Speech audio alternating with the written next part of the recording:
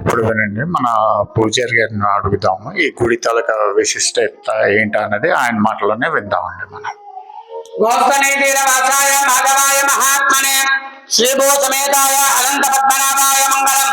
కృతేషు నారసింహస్య త్రేతాయాం రఘునందనః ద్వాపర వాసుదేవస్య. ఈ స్వామివారు ద్వాపరయుగంలో వెలిసిన అనంత పద్మనాభ స్వామివారు. ద్వాపరయుగంలో పంచపాండవులు అరణ్యవాసం చేసిన తర్వాత అజ్ఞాతవాస సమయంలో ఈ శిఖరం మీద కొంతకాలం ఉన్నారు. ఈ అజ్ఞాతవాస సమయంలో పంచపాండవులు ఎవరికంటా పడినా మళ్ళీ అరణ్యవాసము అజ్ఞాతవాసం చేయాలి కాబట్టి శ్రీ మహావిష్ణు అవతారమైనటువంటి శ్రీకృష్ణుని ప్రార్థించగా స్వామి ప్రత్యక్షమైన మట్నే స్వామి మా అరణ్యవాసాన్ని దిగ్విజయం చేశారు. అలానే మా అజ్ఞాతవాసాన్ని కూడా జయప్రదం చేయమని పంచపాండవులు శ్రీకృష్ణ పరమాత్మను కోరగా స్వామి ముల్లోకాలంతా కూడా పరిపాలించేవాడిని, నేనంటే ఇక్కడ ఉండడం కుదరదు, నా శరీరంలో ముఖ్యమైనవి శంకు చక్రము నామము లక్ష్మీదేవి అనంతుణ్ణి ఈ శిఖరం మీద పెట్టి వెళ్తాను, నన్ను సేవించుకోండి. అనంతుడు అనేవాడు నాకు అత్యంత ప్రీతికరమైన వాడు.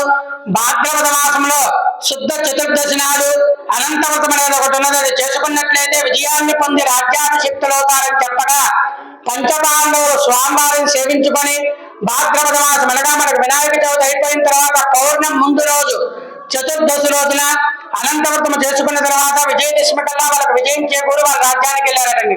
అందుకే ఆ రోజు విజయదశమి అని పేరు. అప్పటి నుంచి అనంత పద్మనాభ స్వామి వ్రతాలు అనేవి ప్రారంభమైనాయి.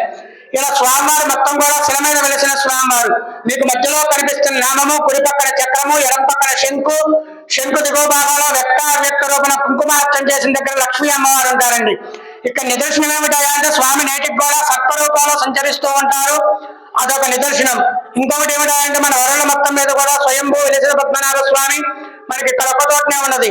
కేరళలో త్రివేంద్రంలో ఉన్న స్వామివారు కూడా ఋషులు ప్రతిష్ఠించే విగ్రహం తప్పితే స్వయం వ్యక్తం కాదండి.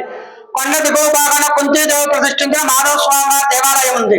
పంచపాండవుల తల్లి కుంతీదేవి వాళ్ళ కుమారుడు అరణ్యవాసానికి అజ్ఞాతవాసానికి వెళ్ళారని చింతతో 5 చోట్లకు తీర్థయాత్రలు చేసింది. ఈ 5 చోట్ల కూడా మేనల్లుడు అయినటువంటి శ్రీకృష్ణుని ప్రతిష్ఠించుకుంటూ వచ్చింది. ఎందుకయ్యా అంటే పంచపాండవులు అరణ్యవాసం అజ్ఞాతవాస సమయంలో శ్రీకృష్ణ పరమాత్ముడు సహాయ సహకారాలు అందించే కృతజ్ఞతతో మేనల్లుడిని ప్రతిష్ఠించింది. ఒకటి కాశీ, రామేశ్వరం, ప్రయాగ, పిఠాపురం, పద్మనాభం. కాశీలో బిందు మాధవ స్వామి, ప్రయాగలో వేణుమాధవ స్వామి, రామేశ్వరంలో సేతుమాధవ స్వామి, పిఠాపురంలో సుందర మాధవ స్వామి. ఇక్కడ చివరి క్షేత్రంగా శ్రీకృష్ణుడు కోరిక మేరకు కుంతి అని పేరు వచ్చిన తర్వాత మాధవుడు అని వస్తుంది. ఈ 5 క్షేత్రాలను కూడా పంచమాధవ స్వామి క్షేత్రాలు లేదా కుంతి మాధవ స్వామి క్షేత్రాలు అంటారు. వీరు సామ్రాజ్యానికి వెళ్ళిపోయిన కొంతకాలానికి మన విజయనగర సామ్రాజ్యం పూసపాటి గజపతుల సామ్రాజ్యం ఏర్పడిన తర్వాత విజయనగరం రాజావారి కల్లో పద్మనాభ స్వామి దర్శనమిచ్చి పలానా అనంతగిరి మీద వెలిశాను, దేవాలయం నిర్మాణం చేయమని ఆజ్ఞాపించగా మన విజయనగర రాజావారు మొత్తం కూడా 104 దేవాలయాలు నిర్మాణం చేశారట.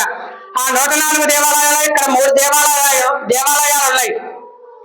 కొండ మీద స్వయంభూ అనంత పద్మనాభ స్వామి, కొండ దిగువన కుంతీదేవి ప్రతిష్ఠించిన మాధవ స్వామి, మెట్లెక్కే మార్గంలో నారాయణేశ్వర స్వామి శివాలయం ఉంది.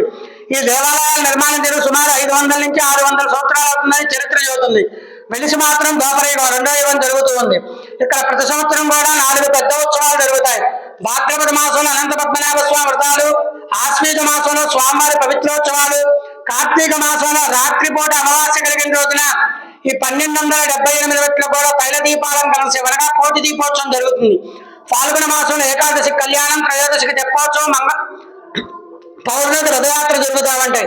చెల్లుతున్న ఉత్సవాలు వచ్చి ధనుర్మాస సేవ, ముక్కోటి ఏకాదశి, గోదా కళ్యాణం, స్వామివారికి నవనీత సేవ, చందనోత్సవం, లక్ష తులసి పూజా కార్యక్రమాలు జరుగుతూ ఉంటాయి. శ్రీ అనంత పద్మనాభ స్వామినే నమః, శ్రీ కుంతి మాధవ స్వామినే నమః.